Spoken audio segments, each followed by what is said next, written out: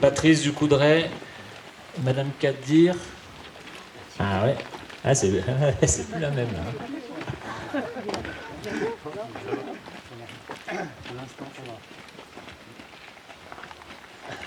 Alors on a tout le monde, il n'y a plus de navette. Alors déjà bonjour à tous et à tous, je vous remercie d'être là. Alors c'est super parce qu'on a le plaisir d'accueillir Xavier Roseraine, notre député, qui était maire des Ouches, qui est un vrai montagnard. Lui, quand on le croise, il est plutôt en courant dans la montagne. Quand on faisait des inaugurations dans le massif du Mont-Blanc avec notre ancien député, les ministres, Marcel disait en montagne, il n'y a plus de protocole. Mais je vais quand même le respecter. Donc Xavier prendra la parole à la suite des discours.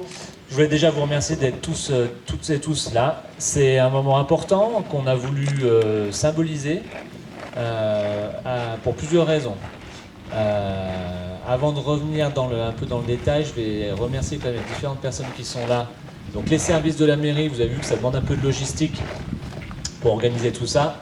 Le service communication, le service sentier de montagne avec Guillaume pour la sono, les barnums, et puis les élus qui sont occupés d'aller chercher le petit encas.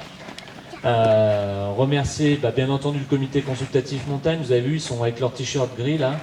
Donc pour ceux qui ont eu la chance de parcourir un petit peu le chemin, c'est un gros travail qui a été fait. Pour ceux qui l'ont connu avant et après, il y a une vraie différence. Donc on a fait un petit film l'année dernière, donc on mettra en ligne. Et sur le site internet que la communication gère, donc il ne faut pas que j'oublie la com parce que c'est la com qui a géré l'événement, et Valérie et l'équipe, on fera une page dédiée à ce sentier avec le film, et puis les explications, quelques photos d'aujourd'hui bien entendu, et puis les explications historiques. On a souhaité que ça soit un moment de commémoration aussi, notamment par rapport au travail qui a été délivré par les harkis à l'époque. Donc Patrice et puis Jean-Yves et puis Madame Kadir en diront un petit mot bien entendu tout à l'heure. Voilà.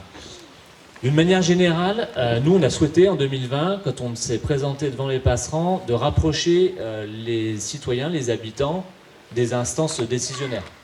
Donc c'est pour cette raison qu'on avait dit, attention aux oreilles, il ne faut pas que je parle trop fort, c'est pour cette raison qu'on avait dit qu'on créait des comités consultatifs. Non, c'est plus assez fort.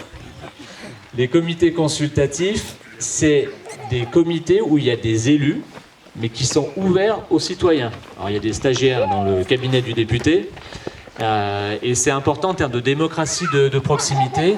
De la même manière, on va créer le conseil municipal des enfants de Passy. Annette Bordon est adjointe à la proximité et présente aujourd'hui, dès la rentrée prochaine. Donc de rapprocher les habitants de ce qui se passe sur la commune, en dehors des rendez-vous où on se fait engueuler, ou en général. En dehors des séances du conseil municipal, voilà. Ouais, de moins en moins. Non, mais en tout cas, de les associer sur des thèmes. Donc il y en a 3 aujourd'hui. Il y a le comité consultatif montagne, donc on vous en dira un petit mot tout à l'heure. Le comité consultatif environnement et un comité consultatif culture également. Voilà. Donc on rassemble les talents et les gens qui ont envie de s'investir un petit peu pour travailler sur les différentes thématiques. Donc pour nous, c'est important. Bon, le comité montagne, on a été même dépassé par ce à quoi on s'attendait. Donc il y a une super initiative, une très belle dynamique, de vraies amitiés, je pense, on peut le dire comme ça, au sein de ce groupe. Et puis surtout des réalisations. Donc ceux qui ont eu la chance d'aller faire un petit tour ce matin ont vu le travail phénoménal. Je pense que c'est pas un vain mot, phénoménal par rapport à ce qu'était ce Sentier des Gardes à l'époque. Et le niveau de restauration, l'engagement, la technicité. Parce que là, c'est des choses qui ont été faites dans les règles de l'art. Donc c'est ce qu'on essaie de montrer avec la petite vidéo qu'on mettra en ligne prochainement. Et pour ouvrir ce sentier, le partager avec tout le monde.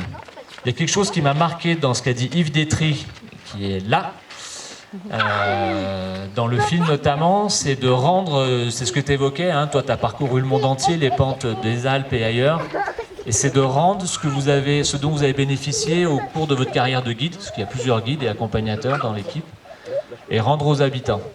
Et je pense que cette générosité, ce partage, c'est l'essence de la montagne, qu'on soit seul ou en groupe, et c'est important qu'on puisse donner un peu de temps pour les autres.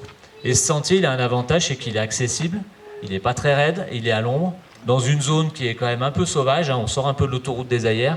Donc c'est ce qu'on aimerait aussi valoriser auprès de notre office du tourisme, c'est d'inciter un peu nos visiteurs, les locaux même, à venir dans ce coin-là. Voilà. Donc pour nous, c'est important cette notion de partage dans une zone qui est quand même relativement préservée, avec un intérêt environnemental aussi, parce qu'il y a à la fois, alors on a parlé de synclinaux, d'anticlinaux, elle est où Valérie? Elle est en géologie, Valérie. Il y a aussi une végétation qui est caractéristique, et puis bon, comme c'est sauvage, bon, on peut voir aussi des animaux. Donc ça, c'est vraiment bien. On peut s'immerger assez facilement, et ça correspond un peu au positionnement de Passy en termes de montagne. On est une montagne accessible. Voilà. Nous, c'est qu'on veut partager que le plus grand nombre, pas besoin d'être chevronné pour profiter de ces sentiers. Voilà, je vais pas dire beaucoup plus, parce qu'il y a d'autres discours derrière moi. Donc je voulais remercier Jean-Yves, qui s'occupe bien entendu d'animer le comité consultatif montagne. Patrice Ducoudray, je ne sais plus où il est, Patrice, il est à côté de moi, excuse-moi, voilà, qui est un peu la cheville ouvrière de ce chantier, qui a été à l'initiative des rendez-vous et de la dynamique engagée avec l'ensemble des équipes. Alors je vais essayer de ne pas les citer, parce que sinon c'est sûr que je vais oublier du monde. Mais je vois Louis, je vois donc Yves Détry, je vois... Alors, tu les citeras après, les présents, et je pense qu'on peut les applaudir. Vous pouvez les applaudir parce que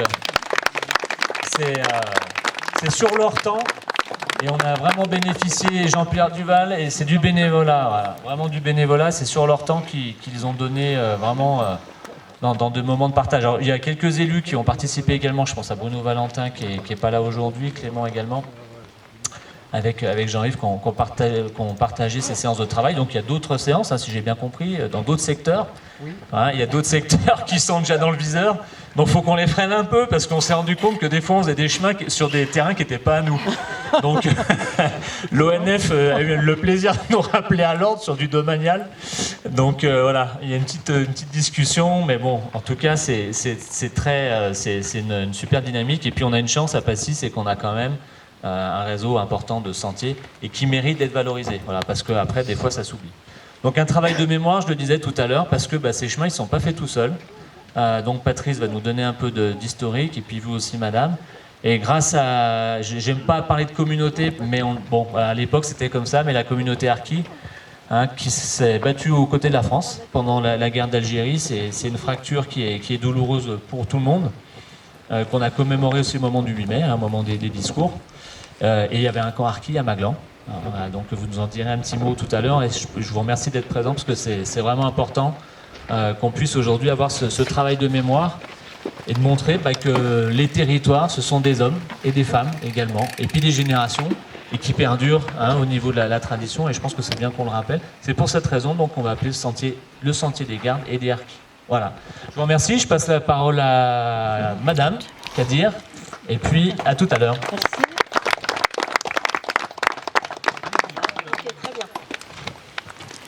Monsieur le maire, messieurs les adjoints, chers invités, c'est avec une immense fierté et une grande émotion que nous nous rassemblons aujourd'hui pour l'inauguration de ce sentier. Je suis honorée et très émue de prendre la parole au nom de ma famille, Boudouani, Kadri, Loussif et Kadir, pour partager avec vous l'histoire profonde et singulière et la réhabilitation de ce sentier qui désormais portera le nom du sentier des gardes et des harkis. Les harkis, comme vous le savez, ce sont des hommes et des femmes qui ont combattu aux côtés de la France, de l'armée française pendant la guerre d'Algérie. Permettez-moi de vous replonger un petit peu dans le passé, à l'époque où mon père Kadir Abdelkader, ma mère Chérifa et leurs proches, leurs familles, ont quitté leur pays. Comme tant d'autres, ils ont fait face à l'adversité, à l'éloignement de leurs terres et à de nouveaux défis qui ont accompagné leur départ forcé. À leur arrivée en France en 1962, c'est dans le Gard, au camp de Saint-Maurice-l'Ardoise, qu'ils ont d'abord vécu. Cette vie devenue insupportable, c'est dans la commune de Maglan qu'ils se sont ensuite installés en novembre 1963, comme 135 autres harkis issus du même camp. Émerveillés par la beauté des montagnes, des lacs et des paysages au même relief que leur terre natale. C'est ici qu'ils ont rejoint les eaux et forêts pour défricher et faire place à un sentier qui permettrait aux habitants et aux visiteurs de profiter pleinement de cette nature et d'entretenir le torrent voisin. Patrice Ducoudray, du comité consultatif Sentiers et Montagnes, à l'initiative de ce projet incroyable, m'a contacté un jour pour me parler de ce projet et de ses recherches sur l'histoire des harkis. Après un long travail méticuleux, il a remonté le fil du temps et cherché des témoignages pour faire naître ce projet magnifique qui portera désormais le nom des sentiers des gardes et des harkis. Ce sentier est un témoignage vivant de l'histoire de ma famille et plus largement une reconnaissance de leur travail pour notre région, la Haute-Savoie et la France.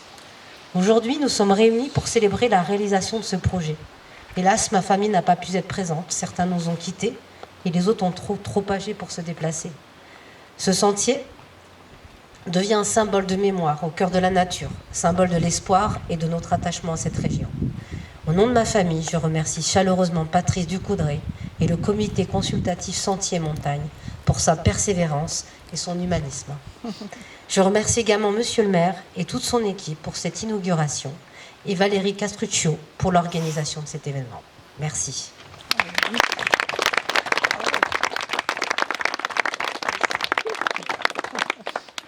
C'est beaucoup trop, Jamila. C'est beaucoup trop. Excusez-moi. Tout d'abord, par ces quelques lignes, je précise n'être que le porte-parole du groupe sans qui rien n'aurait pu se faire.